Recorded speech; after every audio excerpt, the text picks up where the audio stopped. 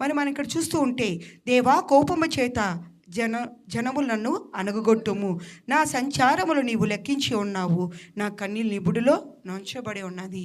నీ ప్రతి కన్నీటి బొట్టు కూడా అక్కడ ఉంచి ఉన్నాడంట ఆయన బొడిలో. హల్లెలూయా.